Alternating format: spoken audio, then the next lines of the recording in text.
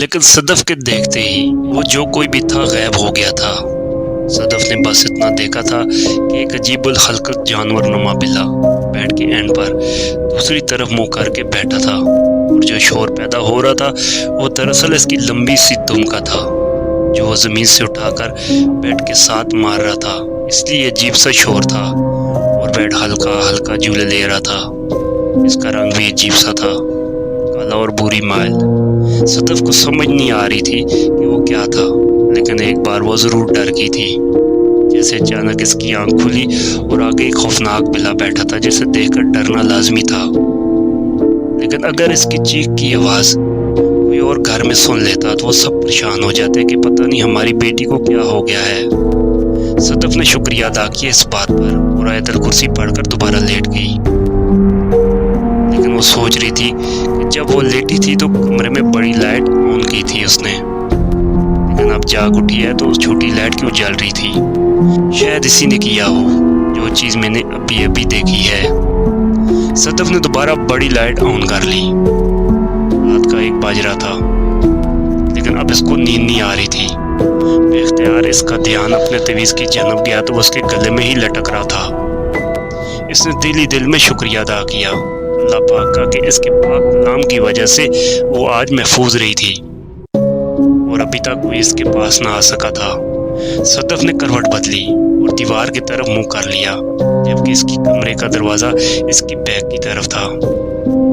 صدف نے سونے سے پہلے دروازہ اچھی طرح بند کیا تھا، اور اس کی یہ عادت شروع سے ہی تھی کہ وہ اپنے کمرے کا دروازہ بند کر کے سوتی تھی۔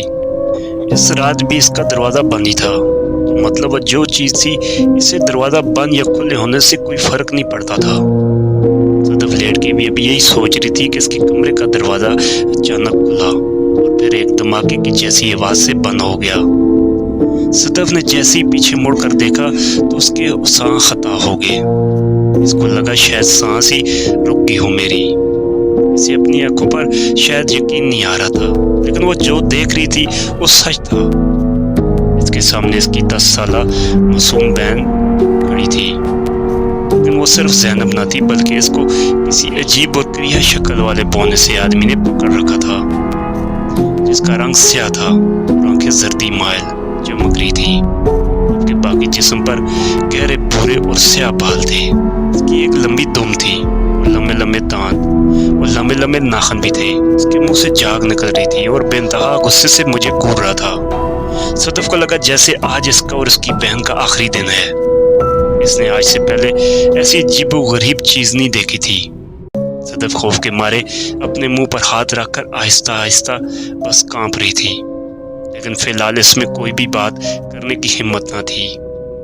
وہ جن نما مخلوق میری بہن کو میرے سامنے لے آیا۔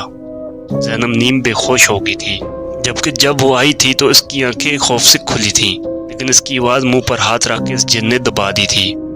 صدف نے اب اپنے حواس بحال کیے اور اس جن سے مخاطب ہوئی، کون ہو تم، کیا چاہتے ہو؟ میری بہن کو چھوڑ دو۔ اس معصوم نے تمہارا کیا بگاڑا ہے؟ تمہارا جو بھی جھگڑا ہوگا میرے ساتھ ہوگا، اسے چھوڑ دو۔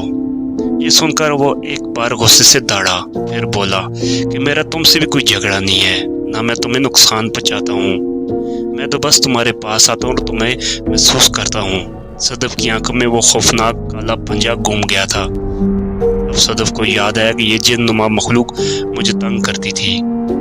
صدف بولی، جو بھی کرتے ہو لیکن میری بہن کا کوئی قصور نہیں، اسے جانے دو۔ وہ اپنی باری اور خوفناک آواز میں بولا، جانے دیتا ہوں، لیکن ایک شرط پر۔ وہ یہ ہے کہ جو تعویذ تم نے اپنے گلے میں ڈال رکھا ہے اسے اتار کر کھڑکی سے نیچے پھینک دو۔ صدف کو یاد آیا کہ نعیم بھائی نے کہا تھا کہ اپنا تعویذ نہیں اتارنا کسی بھی صورت میں، چاہے کچھ بھی ہو جائے۔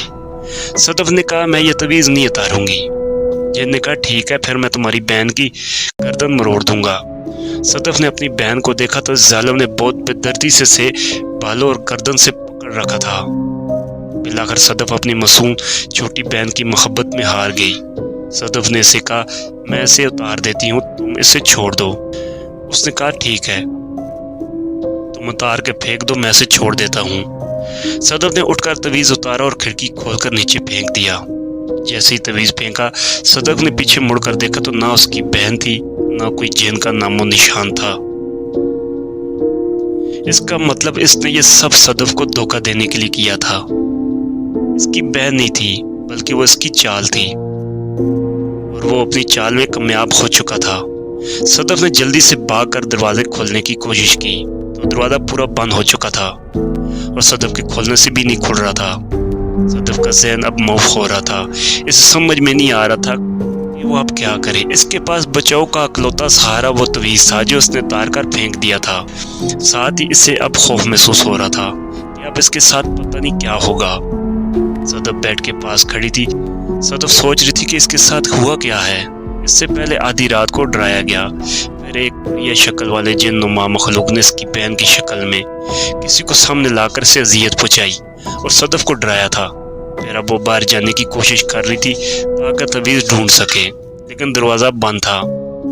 सदफ जानती थी कि ये अब सुबह तक नहीं खुलना। बेड के साथ नीचे ज़मीन पर बैठी वो अपनी किस्मत पर आंसू बहा रही थी। इसके साथ ये सब क्यों हुआ? क्या कसूर था मेरा? आंसू उसकी गालों से बहकर नीचे गले तक जा रहे थे। इसे याद नहीं वो कब से रो रही थी। शायद तब से जब वो सोते हुए डरी थी। अभी तक वो चुप नहीं हुई थी, बल्कि अपना सर अपने घुटनों में रखकर वो जैसी रो रो कर थक गई थी। मजीद बचाव कैसे कर पाएगी वो अपना? और अब तो वो जिन खुलकर सामने आ चुका था। पहले तो गैबी तौर पर तंग करता था, आज तो इसने आमने सामने आकर अजियत दी थी। शायद सदफ अपना सोचना जारी रखती, लेकिन ऐसे लगा जैसे वो बैठी बैठी जमीन पर से ऊपर उठ गई हो। इसने आंखें खोलकर देखा तो वो वाकई अपने कमरे में अपने बेड के ऊपर थी। तकरीबन 4 फुट ऊपर इसे बेड पर पटका गया। नीचे बेड पर गिरने के बाद वो एक बार उछली तो उसका सर बेड की टेक से टकराया, जहाँ इतना बड़ा निशान बन गया था। फिर वो आहिस्ता आहिस्ता गहरी नींद में चली गई और किसी और के बस में हो गई। वही पंजा अब इसके जिस्म को नोच रहा था, जैसे किसी जिनसी दरिंदे के आगे इसका शिकार फेंका जाता है तो वो टूट पड़ता है। इसी तरह सदफ को भी नोचा और बम्बोड़ा जा रहा था। अब इसके कपड़े आहिस्ता आहिस्ता उतर रहे थे और वो बड़ी दरिंदगी से अपनी आग इसके जिस्म पर बुझा रहा था। इसके सारे जिस्म पर खराशों के निशानात और जगह जगह से खून था। वो जो पहले ही ज़हनी ज़ियत का शिकार थी, जालिम जिन इससे एक बार फिर जिस्मानी तौर पर भी तोड़ मरोड़ गया था। उर्वी की गुड़िया की मानद इसके जुल्म सतम का निशाना बनती रही थी। अब की बार जब वो पंजा जिस्म से रेंगता हुआ पाँव से नीचे गायब हुआ तो सदफ की फौरन आँख खुली और वो एक झटके से ऊपर उठी, लेकिन वो सब एक लम्हे के लिए हुआ था। वो बाद में फौरन नीम बेहोश होकर बेड पर गिर गई। इसमें हिम्मत न थी कि उठकर खुद को समेट पाती। वो जहाँ थी इधर ही बुत बनी लेटी रही। फिर उसे पता नहीं इसकी कब आंख लग गई। सुबह जब इसकी आंख खुली तो 8:30 हो रहे थे। वह बेहतर महसूस कर रही थी क्योंकि इसके निशानात और जख्म तकरीबन ख़त्म हो चुके थे। वो फ्रेश हुई और नाश्ते के बजाय मम्मा को बस चाय का बोला। मम्मा ने कहा, क्या बात है सदफ, आज तुम इतनी लेट आई हो? सुबह उठकर तबीयत तो ठीक है तुम्हारी? सदफ ने कहा, जी मम्मा, बस ऐसे ही आंख लेट खुली। बाबा चले गए? जी बेटा, वो तो 8 बजे चले गए थे, जबकि ज़ैनब और उमर भी 8 बजे चले गए हैं। मैंने दरवाज़ा नॉक किया था पर तुमने कोई जवाब नहीं दिया, इसीलिए मैं वापस आ गई थी। मम्मा, ज़ैनब कैसी है, ठीक है ना? ज़ैनब ठीक ठाक थी, इससे क्या होना था भला? बल्कि वो अपने बाबा से जिद कर रही थी कि संडे को हमने घूमने जाना है। अभी तक हमने लोअर के काबिल ज़िक्र तफरी मकाम तक नहीं देखा, तो उसके बाबा ने कहा था कि हाँ संडे को चलेंगे। वो तो बहुत खुश गई है। सदफ ने दिली दिल में शुक्रिया अदा किया था कि मेरी बहन ठीक है। मम्मा ने कहा, पर तुम क्यों पूछ रही हो? मम्मा, असल में कल मैंने एक ख्वाब देखा था, इसलिए बस ऐसे ही पूछ लिया। आप सदका दीजिएगा, आप ज़ैनब का भी और बाकी सब का भी। ये कहकर वो चाय का कप रख कर बाहर गाड़ी की जानब बढ़ गई। यूनिवर्सिटी पहुंचकर इसने तानिया से सलाम दुआ की, क्लास अटेंड करने लग गई। आज 2 क्लासेस थी। क्लासेस से फ्री हुए तो 12 बज चुके थे। यूनिवर्सिटी के पार्क खाली गोशे में तानिया के साथ वो सदफ बैठ गई। आज हल्का हल्का सूरज निकला हुआ था। तानिया ने पूछा, सदफ बताया नहीं तुमने तवीज़ से कुछ फर्क पड़ा या नहीं? सदफ ने कहा, तानिया, जिन की किस्मत में दुख लिख दिए जाएं फिर इनको वो दुख से बगैर सुख नसीब नहीं होते। तानिया ने कहा, ये क्या बात हुई सदफ यार, मेरे सवाल का जवाब दो ना, एलिया क्यों बजा रही हो। सदफ ने तानिया को रात वाली सारी बात बता दी, इसके साथ क्या हुआ। तानिया ने कहा, चलो उठो, फिर नईम भाई के पास चले। उन्होंने कहा था कि मुझे लाजमी बताना जो भी हो। सदफ ने कहा, ठीक है चलते हैं। फिर वो दोनों नईम भाई के ऑफिस में बैठे थे। सारी बात नईम भाई ने सुनने के बाद कहा, मुझे शक तो था वो ऐसा कर सकता है, लेकिन उम्मीद नहीं थी कि इतनी जल्दी होगा, और आपको इसीलिए ये तवीज़ उतारने का नहीं बोला था। लेकिन एक बात अच्छी हुई कि वो जालिम जिन अपनी असलियत में मेरे सामने आ गया। आप ये तवीज़ ले जाएं और उसे अब उतारना नहीं है, चाहे कुछ भी हो जाए। सदफ ने घर आकर रेस्ट की शाम तक, और रात को घर वालों के साथ डिनर किया, और फिर चाय पीकर बच्चों के साथ चहलकदमी की। नईम भाई ने रात को अपने खास एक कमरा में जाकर हसार खींचा और अमल शुरू कर दिया, और साथ ही सोई हुई सदफ के कमरे का दरवाजा जोर जोर से बजने लगा। सदफ ने जब दरवाजे की बजने की आवाज सुनी तो उठकर बैठ गई, लेकिन अब की बार शायद कोई दरवाजे के अंदर आने से घबरा रहा था। सदफ जानती थी कि ये वही है, लेकिन आज दरवाजे से अंदर नहीं आ रहा। बस 2 बार दरवाजा बजा, उसके बाद मुकम्मल खामोशी थी। सदफ को लगा जैसे यहाँ पर वो मौजूद ही नहीं है, क्योंकि हर तरफ मुकम्मल पुरसरार खामोशी थी, कोई गैर फितरी हरकत मौजूद नहीं थी। नईम साहब ने तकरीबन आज का अमल मुकम्मल कर लिया था, और उनके मुस्कुराने की वजह भी यही थी। उनके भेजे गए 2 मुकलात ने इस जिन को फुल वक्त भागने पर मजबूर कर दिया था। वो इस घर से कुछ दूर रहने वाले अपने कबीले में पहुंच गया। सारी रात मोकल सदफ के घर की हिफाजत में रहे। सुबह अज़ानों के बाद वापस चले गए थे। सदफ ने आज शुक्र अदा किया और कहा कि आज वो रात महफूज रही है। बेख्तियार इसका ध्यान तवीज़ की तरफ चला गया जो उसके गले में लटक रहा था।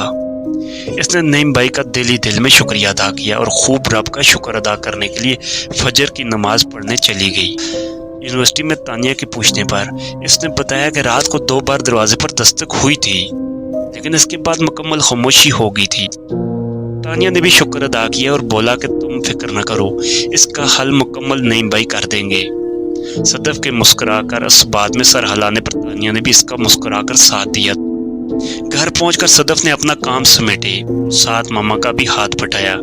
काफी दिन हो गए थे इसे कोई डिश न बनाई थी। आज तबीयत कुछ ठीक थी तो अपना काम करने के बाद किचन में आ गई थी। वो बर्तन धोने के बाद जब फ्रिज में से दूध निकाल रही थी तो उस टाइम वो अकेली थी। किचन में इसने महसूस किया कि इसके पीछे कोई है, लेकिन इसके पीछे मुड़कर देखने पर वहां कोई दिखाई न दिया।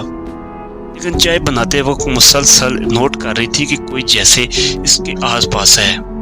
सदफ की छठी हिस्स कह रही थी कि वो किसी की नजरों में है, कोई इसको बेदर्दी से देख रहा है और इसकी निगाहें से अपने जिस्म पर महसूस कर रही है, लेकिन इसको कुछ दिखाई न दिया था। होता यह है कि इंसान की छठी हिस्स महसूस कर लेती है कि इसको कोई देख रहा है, लेकिन अगर कोई छुप करके भी देख रहा हो तो महसूस नहीं होता। सदफ के साथ भी यही हो रहा था। सदफ के किचन से फ्री होकर बाहर चाय पी और फिर बाबा लोगों के साथ रात का खाना खाया और रूम में आ गई। सदफ का दिल कर रहा था कि वो ये बातें नईम भाई को कॉल करके बता दे, लेकिन फिर रहने दिया। फिर अपने टाइम पर वो सोने के लिए लेट गई। आज नईम भाई ने फिर अपने कमरे खास में जाकर हसार बनाया, फिर अमल शुरू कर दिया। पहले उन्होंने अपना रोज का वजीफा मुकम्मल किया और फिर उन्होंने आज खास अमल करके सदफ के ऊपर काबज जिन को बुलाना था। जब अमल मुकम्मल हो गया तो नईम भाई के सामने एक काला सदुआ जहर हुआ था, जिसने बाद में एक खौफनाक शक्ल अख्तियार कर ली थी। नईम भाई ने डायरेक्ट बात करने का सोचा और कहा, कौन हो तुम, कहाँ से आए हो और इस बच्ची से क्या चाहते हो। नईम भाई के पूछने पर पहले जिन तो ना बोला, काफी देर खामोश रहा और बाद में कहा, मेरा नाम कहाफा बिन सुलेमान है और मैं आधा मुसलमान और आधा ईसाई हूँ। मेरी उम्र 300 साल है और मैं और मेरा कबीला मिस्र से हिजरत करके यहाँ आए हैं और यहाँ ही रहते हुए हमें 50 साल से ज़्यादा अरसा हो चुका है और मेरा इस लड़की के साथ जो भी ताल्लुक है रहने दो तुम, लेकिन तुम्हारे हक में बेहतर यही होगा कि तुम हमसे दूर रहो और मेरे मामले में मत पड़ो, ये ना होगा कोई नुकसान करवा लो अपना। मिल हूँ اس لیے بہتر یہی ہوگا کہ خود کو دور رکھو، ورنہ صدف کے ساتھ ساتھ تم بھی مرو گے۔ کل 14ویں کی رات ہے اور میں نے آج اور کل 2 رات کا عمل کرنا ہے اور پھر صدف سے شادی کر کے اس سے ہم بستری کر کے اسے ہمیشہ کے لیے ساتھ لے جانا ہے واپس مصر، جہاں میرا آبائی علاقہ ہے، کیونکہ شادی کے بغیر ہم مٹی کی مخلوق کو اپنے قبیلے میں نہیں لے جا سکتے۔ اس کے بدن پر اس کی کمر کے بیچوں بیچ ایک دل ہے جو میں کافی عرصے سے ڈھونڈ رہا تھا۔ ویسے بھی یہ مجھے پہلی نظر میں اچھی لگی، معصوم سی، پیاری سی، خوبصورت۔ جب یہ اس دن شام کو چھت پر نہا رہی تھی تب میرا ادھر سے گزر ہوا تو میں وہیں ٹھہر گیا اس کو دیکھنے کے لیے۔ پھر میں گھر واپس نہیں گیا۔ وہ ساری سوسائٹی ہمارے قبیلے کے پاس ہے اور ہمارے قبضے میں ہے، لیکن ہم کسی کو فضول بلا وجہ تنگ نہیں کرتے۔ اب میں چلتا ہوں اور کل مت آنا ادھر، ورنہ اچھا نہیں ہوگا تمہارے لیے۔ اس کے بعد وہ کالے دھوئیں کی مانند غائب ہو گئی۔ جب وہ جن چلا گیا تو نعیم بھائی نے اپنی آنکھ کھولی تو اسے لگا جیسے وہ بہت تھکا ہوا ہے۔ بہت زیادہ طاقت لگی تھی اس کو یہاں بلانے پر اور بات کرنے پر۔ اس کے بعد وہ نعیم بھائی گہری سوچ میں پڑ گئے، پریشان ہو گئے تھے، لیکن انہوں نے سجدے میں گر کر اللہ سے مدد مانگی اور خود کو مضبوط رکھنے کے لیے اللہ سے دعا کی۔ صدف کی یہ رات بھی آرام سے گزر گئی تھی۔ یونیورسٹی میں جب وہ کلاسز لے کر بالکل فری ہوئی تھی تو تانیہ کے ساتھ لان میں بیٹھ کر ہلکی دھوپ دونوں کو انجوائے کر رہی تھی۔ اس دوران تانیہ کو نعیم بھائی کی کال آئی۔ نعیم بھائی نے دونوں کو اپنے پاس بلایا کہ کوئی ارجنٹ کام ہے۔ انہوں نے کہا کہ دیکھو صدف، آج پورے چاند کی رات ہے اور یہ ایک رات کالے یا کسی بھی قسم کے جادو کا علم رکھنے والوں کے لیے بہت اہمیت کے حامل ہوتی ہے۔ میں نے کل تمہارے اوپر جو جن آتا ہے اس کو حاضر کیا تھا۔ وہ مصر کے خطرناک جادو کا ماہر ہے اور اس کا پورا قبیلہ آباد ہے۔ ہو سکتا ہے کہ وہ آج تمہیں نقصان پہنچانے کی کوشش کرے، اس لیے میں نے سوچا کہ تم کو بتا دوں، لیکن ڈرنے کی بات نہیں، اللہ سے بڑا کوئی نہیں ہے۔ اس لیے مجھے کچھ عمل کے لیے تمہارے گھر جانا ہوگا تاکہ میں وہاں جا کر کچھ بہتر حالات پیدا کر سکوں۔ اور آپ کا کیا حال ہے اس میں؟ صدف ایک دم گھبرا کر تانیہ کی جانب دیکھنے لگی۔ پھر صدف نے جواب دیا کہ آپ کی بات ٹھیک ہے، لیکن بھائی میں نے اپنے گھر میں اپنے ساتھ ہونے والے واقعات کسی کو نہیں بتائے۔ ہاں ایک حال ہے اس کا کہ میں تانیہ کو بھی اپنے ساتھ لے لیتی ہوں اور مما کو بتا دوں گی کہ یہ تانیہ کے بھائی ہیں اور پاپا اور بچوں نے شام کو ہی آنا ہے۔ ٹھیک ہے، جیسے تمہاری مرضی، نعیم نے کہا۔ تانیہ نے ہاں میں ہاں ملائی تو تقریباً آدھے پونے گھنٹے میں وہ دونوں صدف کے گھر تھے۔ صدف کی مما ان کو دیکھ کر بہت خوش ہوئی۔ اب وہ کچن میں چائے بنانے کے لیے چلی گئی تھی۔ نعیم بھائی نے اٹھ کر گھر کا جائزہ لیا، صدف کو مخاطب کر کے بولے کہ جب میں یہاں آیا تھا تو تمہارے کمرے کے پاس 2 عجیب و غریب قسم کے بونے نما گنجے آدمی کھڑے تھے جو مجھے دیکھ کر یہاں سے سیدھا کھڑکی کے راستے بھاگے۔ فی الحال یہاں اب کوئی نہیں ہے، لیکن یہ گھر ان کے قبضے میں ہے، جب مرضی آ سکتے ہیں۔ میں اس گھر کے ارد گرد حصار کر کے کیل لگا دوں تاکہ وہ اب دوبارہ اس میں داخل نہ ہو سکے۔ یہ کہہ کر وہ اپنے ساتھ لائے سامان میں سے ایک ہتھوڑی اور کیل لے کر باہر چلے گئے، پھر گھر کی چاروں طرف کیل لگا دیے۔ اب یہ گھر محفوظ تھا، کسی بھی قسم کی شیطانی مخلوق یہاں نہیں آ سکتی تھی۔ گھر آ کر صدف کو بتایا کہ سب ٹھیک ہے، گھر کو خسار میں کیل دیا ہے، پھر صدف کے کمرے کے دروازے کے اوپر ایک نقش چھوٹا سا لگا دیا تھا۔ پھر تب تک صدف کی مما چائے لے آئی اور انہوں نے سکون سے چائے پی۔ چائے ختم کرنے کے بعد صدف اور نعیم جانے کے لیے اٹھے تو صدف انہیں دروازے تک چھوڑنے آئی۔ اب نعیم بھائی نے کہا تھا کہ اب ڈرنا نہیں ہے آپ نے، وہ تھوڑے ٹائم سے اپنے کمرے میں چلی جانا۔ رات کے کھانے کے بعد صدف ٹائم سے اپنے روم میں چلی گئی تھی۔ ادھر وہ ظالم جن بھی اپنا عمل مکمل کر کے فل تیاری کے ساتھ صدف کے گھر کی طرف چلا آ رہا تھا۔ وہ اکیلا نہیں تھا، اس کے ساتھ کوئی درجن بھر کے قریب دوسرے اس کے ساتھی بھی تھے۔ گھر کے پاس پہنچ کر انہوں نے دیکھا جیسے گھر کو آگ لگی ہو، ہر طرف آگ پھیلی تھی اور ساتھ میں جیسے بجلی چھوڑ دی ہو۔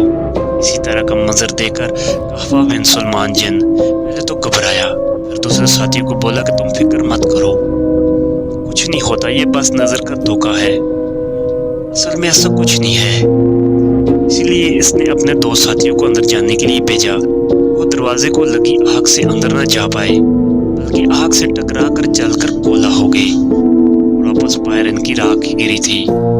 بس یہ دیکھ کر اس کے دوسرے ساتھی ڈر گئے اور اس کو اکیلا چھوڑ کر بھاگ گئے. قحافہ بن سلمان کو غصہ تو بہت آیا. پھر وہ آگے بڑھا, اپنے اوپر ایک منتر پڑھ کر پھونکا. ایک تیز سرخ روشنی اس کے گرد گھومنے لگی. آگ کی دیوار پار کر کے اندر داخل ہو گیا. 12 بجنے والے تھے, کچھ ٹائم باقی تھا. اسے جلد از جلد صدف کے پاس جانا تھا تاکہ ہم بستری کر کے تعلق پیدا کرے اور پھر ایک ایسی اولاد حاصل کرے جو سب سے طاقتور ہو. پر وہ شاید بھول چکا تھا کہ آگ اور مٹی کا ملاپ ممکن نہیں ہے. وہ یہ بات سوچ کر صدف کے دروازے کے پاس پہنچا. وہ ایک تیز روشنی اس کی آنکھوں میں پڑی. وہ ایک دم اپنا زیر لب منتر بھول گیا. پھر اس کا جسم جلنے لگا تھا. وہ آگ سے جل کر چیخ رہا تھا پر اس کی آواز بس صدف ہی سن سکتی تھی. اندر صدف آج ایک خاص وظیفہ کر کے اپنا سر سجدے میں گرا چکی تھی اور اپنے سچے رب سے مدد مانگ رہی تھی. وہ جناب اپنے ظلم سے اپنے اختتام کو پہنچ رہا تھا. اس نے وہاں سے اب چھلانگ لگائی اور باہر گر گیا. وہ سارا جل چکا تھا اور اپنی آخری سانسیں لے رہا تھا. اب نعیم بھائی اور صدف نے اپنا سر سجدے سے اٹھایا اور اپنے رب کا شکریہ ادا کیا. وہ ایک بڑی مصیبت سے ٹل گئے تھے ورنہ پتہ نہیں کیا ہو جانا تھا. ہر بری رات کا آغاز ایک اچھے اور روشن دن سے ہوتا ہے. وہ دن صدف کی زندگی میں آ گیا تھا اور وہ بہت خوش تھی.